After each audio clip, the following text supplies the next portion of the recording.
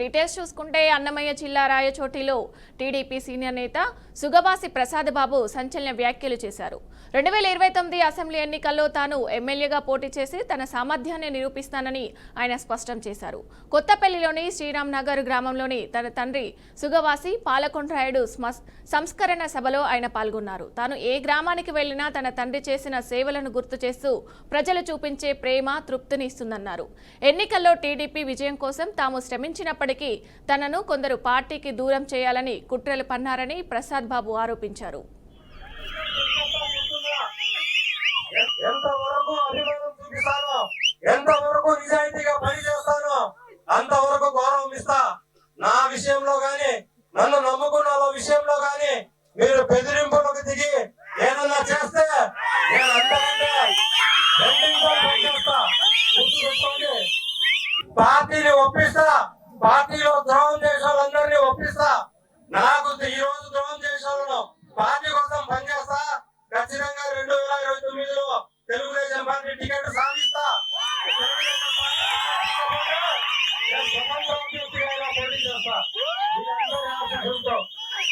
నిజంగా ఇదేదో ఆవేశంగానో ఈ సభను నేను రాజకీయంగా ఉపయోగించుకుంటాను కాదు.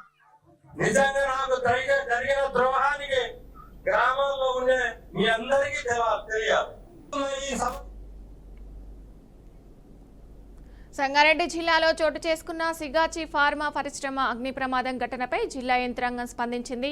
పాషమైలారం పారిశ్రామిక వాడలోని ఫార్మా కంపెనీలో సంభవించిన అగ్ని ప్రమాదంలో బాధితులకు తక్షణ సహాయ చర్యలు అందించేందుకు కలెక్టరేట్లో ప్రత్యేక కంట్రోల్ రూమ్లను ఏర్పాటు చేశారు. ఈ మేరకు కలెక్టర్ ప్రావీణ్య ప్రకటిస్తూ సహాయక చర్యలు, బాధితుల సమాచారాన్ని అందించేందుకు 08455276155 నెంబర్ను కేటాయించినట్లు తెలిపారు. ఈ నెంబర్ ద్వారా బాధితుల కుటుంబ సభ్యులు కంట్రోల్ రూమ్ను సంప్రదించి అవసరమైన వివరాలు పొందవచ్చని వెల్లడించారు. ప్రజలెవరికైనా తమ బంధువులు ఆ ప్రమాదంలో ఉన్నారా అనే అనుమానం ఉంటే వెంటనే ఈ నెంబర్కు కాల్ చేయాలని కలెక్టర్ సూచించారు.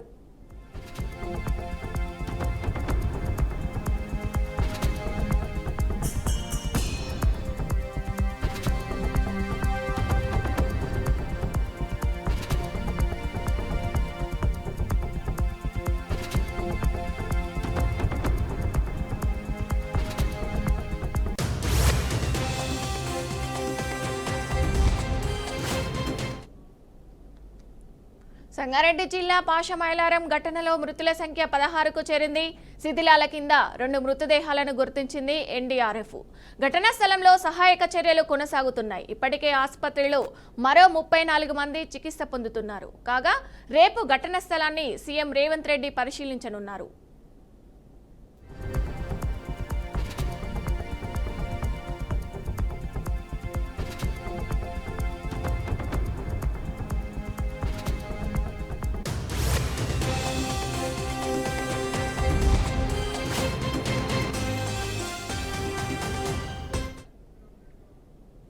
సంగారెడ్డి జిల్లా పాషమైలారం ఘటనలో మృతుల సంఖ్య 16కు చేరింది. శిథిలాల కింద 2 మృతదేహాలను గుర్తించింది ఎన్డీఆర్ఎఫ్. ఘటనా స్థలంలో సహాయక చర్యలు కొనసాగుతున్నాయి. ఇప్పటికే ఆసుపత్రిలో మరో 34 మంది చికిత్స పొందుతున్నారు. కాగా రేపు ఘటనా స్థలాన్ని సీఎం రేవంత్ రెడ్డి పరిశీలించనున్నారు. ఇక ఇదే అంశానికి సంబంధించి మరింత సమాచారం మా ప్రతినిధి బాసిత్ అందిస్తారు. బాసిత్, మండలం పాషమైలారంలోని సిగాచి పరిశ్రమలో జరిగిన ఘటనపై చాలా దుర్భర పరిస్థితి ఏర్పడింది. ఇప్పటికే 14 మంది మృతులను బయటికి మనకు వివరణ తెలిపారు. కనీసం ప్రస్తుతం అయితే 34 మంది ఇతర హాస్పిటల్లో వాళ్ళు చికిత్స పొందుతున్నారు. దామోదర్ రాజనరసింహ ఉదయం నుంచి మధ్యాహ్నం వరకు ఇక్కడే ఉండి పరిశీలించారు. మళ్ళీ విరామం తీసుకొని మళ్ళీ సాయంత్రం కూడా మళ్ళీ వచ్చి ఆయన పరిశీలన చేపట్టారు. హరీష్ రావు కూడా చేరుకొని ఉదయంతో పాటు ఇప్పుడు ప్రస్తుతం కూడా మళ్ళీ ఇక్కడికి వచ్చి ఆయన పరిశీలించే అవకాశాలు ఉన్నాయని చెప్పి మనకు సమాచారం అందుతుంది. దీంతో పాటుగా రేపు ఉదయం 9 గంటల ప్రాంతంలో సీఎం రేవంత్ రెడ్డి కూడా ఘటనా స్థలాన్ని చేరుకొని వీటిపై పరిశీలన చేసి వాస్తవాలు ఏంది, కార్మికులు జరిగిన ఇబ్బందుల మీద తో పాటు మృతులను పరామర్శించే అవకాశం కూడా ఉన్నట్టు మనకు సమాచారం అందుతుంది. Vijaya, okay, thank you Basit.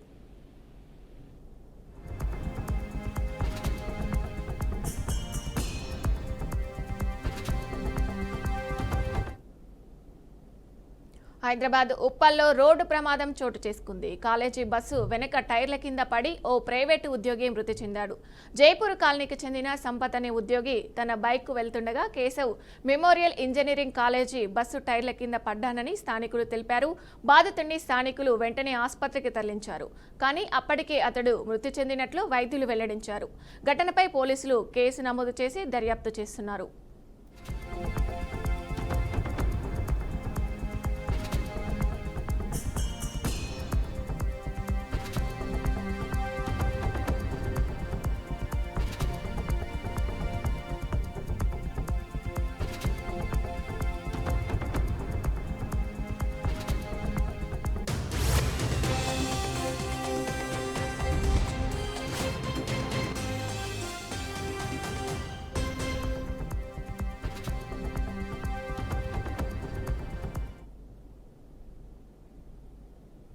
Pakka recce పెట్టాడు, డేట్ ఫిక్స్ చేశాడు, అనుకున్నట్లుగానే చోరీ చేశాడు.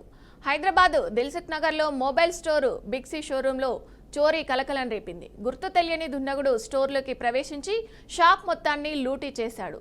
చేతికందిన సెల్ ఫోన్స్ అన్నిటినీ సర్దేశాడు. సెకండ్లలో పరారయ్యాడు. చోరీకి గురైన సెల్ ఫోన్స్ విలువ సుమారు 5 లక్షలు ఉంటుందని యజమాని అంటున్నాడు. బాధితుడి ఫిర్యాదు మేరకు కేసు నమోదు చేసుకున్న పోలీసులు దర్యాప్తు చేస్తున్నారు.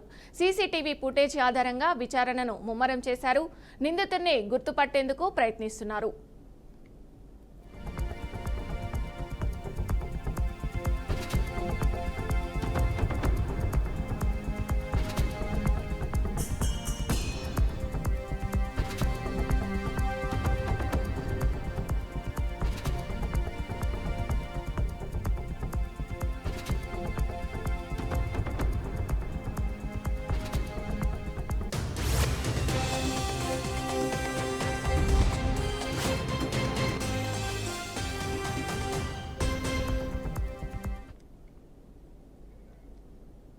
మహాటీవీ కార్యాలయంపై దాడిని నిరసిస్తూ అంబేద్కర్ కోనసీమ జిల్లాలోని ఆర్డీఓ కార్యాలయం వద్ద జర్నలిస్టులు ధర్నా చేపట్టారు.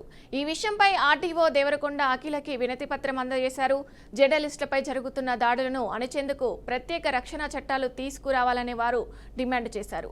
కార్యాలయంపై దాడి చేసిన వారిని కఠినంగా శిక్షించాలని కోరారు. జర్నలిస్టులపై దాడి చేయడం ప్రజాస్వామ్యం మనుగడకు తీరని నష్టమని జర్నలిస్టులు ఆవేదన వ్యక్తం చేశారు.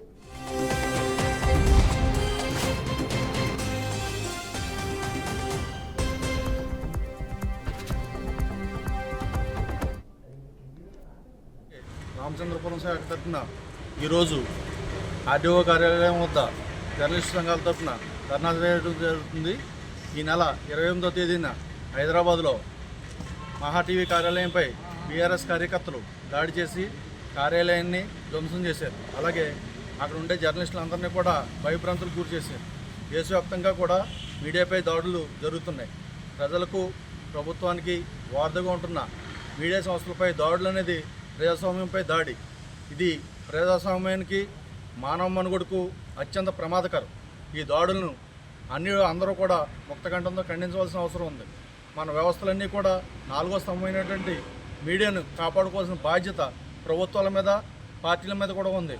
ఎందుకంటే బీఆర్ఎస్ పార్టీ కూడా ఈ జర్నలిస్టులు అండగా ఉండి ఆ తెలంగాణ పోరాట సమయంలో ఎంతో మేలు చేసిన జర్నలిస్టులందరినీ కూడా అవన్నీ మరిచి ఈరోజు అధికారం కోల్పోయేటప్పటికీ వారు చేసిన అవినీతిని బయటపెడుతున్నారనే సాగుతోటి ఈ జర్నలిస్టుల మీద దాడి చేయడం చాలా తప్పు. ఇది అందరూ కూడా తీవ్రంగా ఖండించాలి. మీడియాపై దాడి జరగడం అనేది ప్రజాస్వామ్యంపై దాడి. ప్రజా వ్యవస్థలో ఈ రక్షణ వ్యవస్థ లేకపోతే ఇంకెవరికి భయం లేకుండా పోతుంది. మీడియాపై దాడులు అందరూ కూడా ఖండించవలసి ఉంది. మీడియా రక్షణకు అలాగే జర్నలిస్టుల భద్రతకు ప్రత్యేక చట్టాలు ప్రభుత్వాలు తీసుకురావాలి. దీంతో మాతో కలిసి వచ్చిన ప్రజా సంఘాల వారికి, మిగతా వారందరికీ కృతజ్ఞతలు తెలియజేస్తున్నాం. ఇకపై మీడియాపై ఎలాంటి దాడులు జరగకుండా కఠిన చట్టాలు తీసుకురావాలని, ప్రత్యేక భద్రత కల్పించాలని కోరుతున్నాం. ఏపీయూడబ్ల్యూజే రామచంద్రపురం శాఖ తరఫున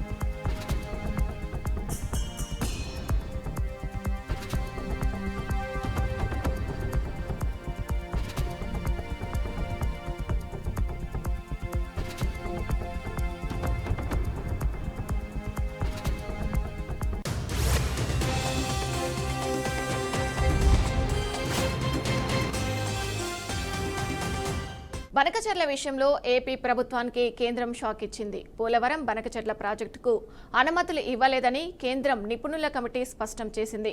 ప్రాజెక్టుపై అనేక అభ్యంతరాలు వచ్చాయని, అనుమతులు ఇవ్వాలంటే గోదావరి వాటర్ డిస్ప్యూట్స్ ట్రైబ్యునల్ తీర్పును పరిశీలించాల్సి ఉంటుందని తెలిపింది.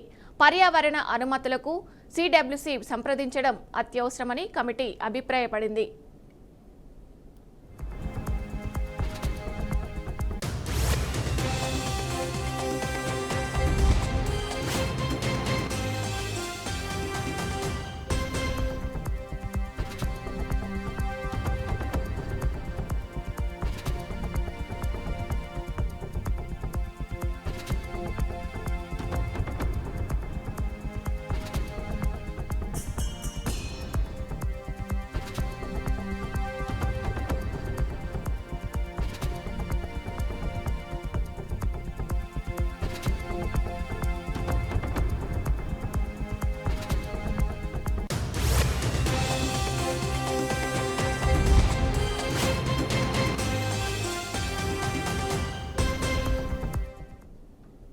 బనకచెర్ల విషయంలో ఏపీ ప్రభుత్వానికి కేంద్రం షాక్ ఇచ్చింది. పోలవరం బనకచెర్ల ప్రాజెక్టుకు అనుమతులు ఇవ్వలేమని కేంద్ర నిపుణుల కమిటీ స్పష్టం చేసింది. ప్రాజెక్టుపై అనేక అభ్యంతరాలు వచ్చాయని, అనుమతులు ఇవ్వాలంటే గోదావరి వాటర్ డిస్ప్యూట్ ట్రైబ్యునల్ తీర్పును పరిశీలించాల్సి ఉంటుందని తెలిపింది. పర్యావరణ అనుమతులకు సిడబ్ల్యూటీసీని సంప్రదించడం అత్యవసరమని కమిటీ అభిప్రాయపడింది. ఇక ఇదే అంశానికి సంబంధించి మరింత సమాచారం మా ప్రతినిధి వాసుబాబు అందిస్తారు. వాసుబాబు. రైట్ విజయ, ప్రస్తుతం రెండు తెలుగు రాష్ట్రాల మధ్య జల వివాదానికి కారణమవుతున్న అంశం గోదావరి బనకచెర్ల ప్రాజెక్టు. దీనికి సంబంధించి ఏపీ ప్రభుత్వానికి కేంద్రం పెద్ద షాక్ నే ఇచ్చింది. అటు బనకచెర్ల ప్రాజెక్టుకు సంబంధించి అనుమతులు ఇవ్వలేమని కేంద్ర నిపుణుల కమిటీ ఇప్పటికే స్పష్టం చేసింది. ఈ ప్రాజెక్టు నిర్మించడానికి ప్రాజెక్టుపై అనేక అభ్యంతరాలు వచ్చాయని, బనకచెర్ల ప్రాజెక్టు నిర్మించాలంటే గోదావరి ట్రైబల్ డిస్ప్యూట్ కి సంబంధించి ట్రైబల్ తీర్పును అయితే పరిశీలించాల్సి ఉంటుందని కేంద్రం ఉత్తర్వులు అయితే జారీ చేసింది. దీనికి సంబంధించి అటు వర్షాకాల సమయంలో భారీగా గోదావరికి సంబంధించిన నీళ్లు 3,000 వరకు 1,000 టీఎంసీల నీళ్లు వృధాగా సముద్రంలో కలిసిపోతుంటాయని చెప్పి ఈ నేపథ్యంలోనే దీనిపై బనకచెర్ల ప్రాజెక్టును నిర్మించాలని చెప్పి ఏపీ ప్రభుత్వం అయితే నిర్ణయం తీసుకుంది. దీనికి సంబంధించి ప్రతిపాదనలు కూడా ఇప్పటికే కేంద్రానికి అయితే పంపించడం జరిగింది. అటు ఏపీ సర్కార్ చెప్తున్న దాని ప్రకారం గోదావరి నుంచి సగటున ప్రతి ఏడాది 2,000 టీఎంసీలు నీళ్లు సముద్రంలో అయితే కలిసిపోతున్నాయి కాబట్టి వాటిని ఎలా అయినా సరే మళ్లించి అటు రాయలసీమకు అయితే పంపించాలని చెప్పి ఏపీ ప్రభుత్వం నిర్ణయం తీసుకుంది. ఇందుకోసం జలహారతి కార్పొరేషన్ కూడా ఏర్పాటు చేసింది. అయితే ఈ జలహారతికి సంబంధించి కేంద్రం వద్ద నుంచి ఆమోద ముద్ర కూడా వేసింది. ఇదివరకే గతంలో కూడా ఈ జలహారతికి సంబంధించి కేంద్ర ఆమోద ముద్ర అయితే తెలపడం జరిగింది. దీనికి సంబంధించి రాయలసీమలో కూడా తాగునీటితో పాటు కొత్తగా 3 లక్షల హెక్టార్ల ఆయకట్టుకు నీరు అందించడం ఈ ప్రాజెక్టు ముఖ్య ఉద్దేశం అని ఇప్పటికే ఏపీ ప్రభుత్వం అయితే స్పష్టం చేయడం జరిగింది. దీనికి సంబంధించి 3 దశల్లో పూర్తి చేయాలని ఏపీ సర్కార్ అయితే నిర్ణయం తీసుకుంది. వీటన్నిటిని ఈ ప్రాజెక్టుకు సంబంధించి అన్ని ప్రతిపాదనలు కేంద్రం వద్ద ఉంచినప్పటికీ తెలంగాణ వద్ద నుంచి అనేక దఫాలుగా వీటికి సంబంధించి ప్రాజెక్టును నిర్మించడం అసలు కష్టతరం అవుతుంది అనే అనేక అభ్యంతరాలు వచ్చినప్పటికీ ఏపీ ప్రభుత్వం వీటన్నిటిని దృష్టిలో తీసుకొని కేంద్ర ప్రభుత్వం ఏపీ ప్రభుత్వానికి బనకచెర్ల ప్రాజెక్టుకు సంబంధించి ఎట్టి పరిస్థితుల్లో అనుమతులు ఇవ్వలేము, అనుమతులు ఇవ్వాలి అంటే సిడబ్ల్యూసీని సంప్రదించి అత్యవసర కమిటీని అయితే తేల్చి చెప్పడం అనేది జరిగింది. విజయ, థ్యాంక్ యూ వాసుబాబు.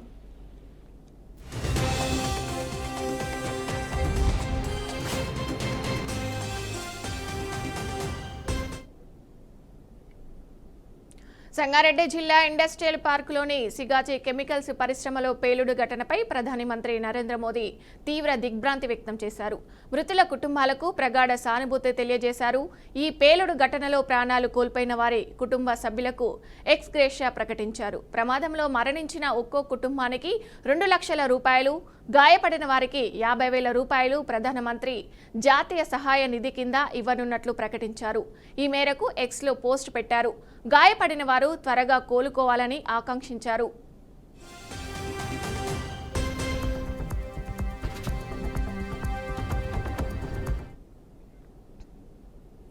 పేద ఖైదీల బెయిల్ మంజూరుకు సాయం చేసేందుకు కేంద్రం ముందుకొచ్చింది. పేద ఖైదీల బెయిల్ పొందేందుకు అవసరమైన ఆర్థిక సహాయం చేసేందుకు ప్రణాళిక సిద్ధం చేసింది. ఈ మేరకు అన్ని రాష్ట్రాల హోంశాఖ ముఖ్య కార్యదర్శులకు, జైళ్ల శాఖ డీజీలకు ఇటీవల కేంద్ర హోంశాఖ లేఖ రాసింది. ఈ స్కీమ్ కింద అర్హులైన వారి జాబితా రూపొందిస్తే వాళ్లు చెల్లించాల్సిన జరిమానాను కేంద్రమే చెల్లిస్తుంది. రిమాండ్తో పాటు శిక్ష పడిన ఖైదీలకు సైతం ఈ స్కీమ్ వర్తిస్తుంది. దీనికి సంబంధించి కేంద్ర హోంశాఖ మార్గదర్శకాలు జారీ చేసింది. దీని ప్రకారం జిల్లా, రాష్ట్ర స్థాయిలో కమిటీలు నియమించాలి. రిమాండ్ ఖైదీలైనా, శిక్ష పడిన వారైనా బెయిల్ వచ్చాక కూడా 7 రోజుల తర్వాత విడుదల కాకపోతే వాళ్ల లిస్టును రూపొందిస్తారు.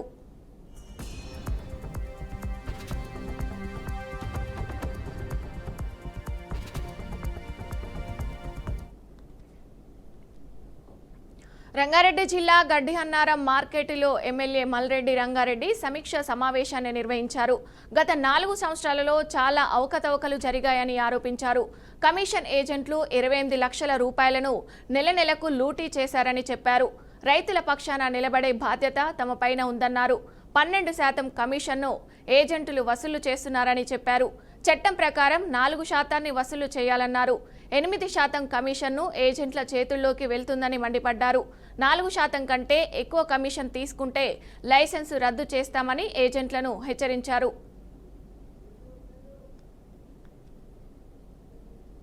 ఒక 2 రోజుల్లో ఆడ కూర్చుండబెట్టేటువంటి కార్యక్రమాన్ని మా మార్కెట్ కమిటీ అందరూ, మా కమిటీ అంతా పోయి ఆడ కూర్చుంటారు.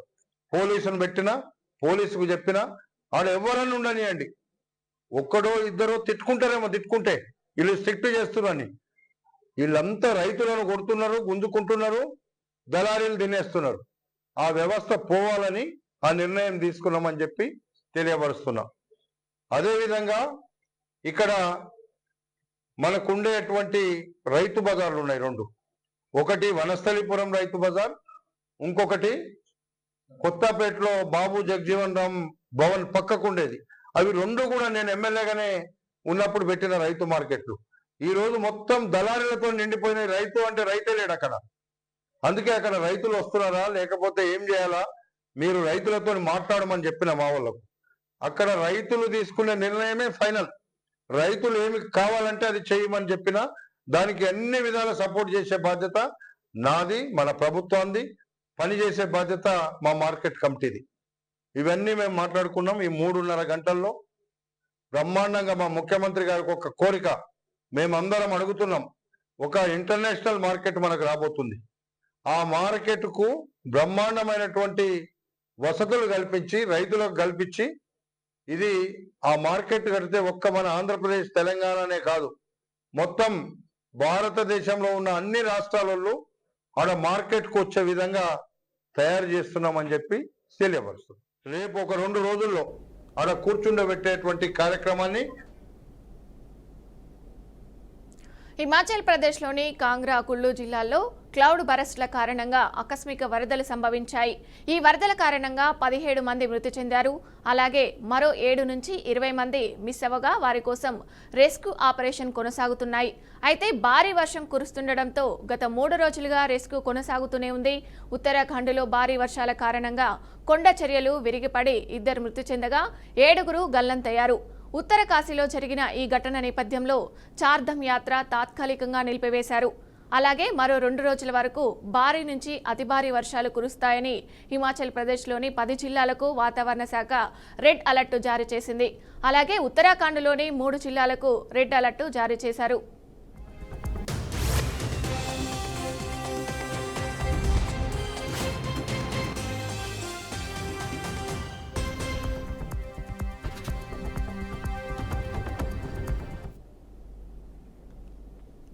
పేదల ఇండ్లు కూల్చితే సహించబోమని మల్కాజిగిరి ఎంపీ ఈటెల రాజేందర్ రాష్ట్ర ప్రభుత్వాన్ని హెచ్చరించారు. పేదల బతుకుల్లో చెలగాటాలు ఆడితే ఖబర్దార్ అంటూ వార్నింగ్ ఇచ్చారు. ప్రభుత్వం పేదలకు అన్యాయం చేయడం ఆపకుంటే యుద్ధానికి పేదల పక్షాన తాను సిద్ధమని అన్నారు. బస్సు యాత్ర, పాదయాత్రలతో పేదలకు నాయకత్వం వహిస్తానని, పోరుబాట సాగించి వారికి అండగా ఉంటానని తెలిపారు.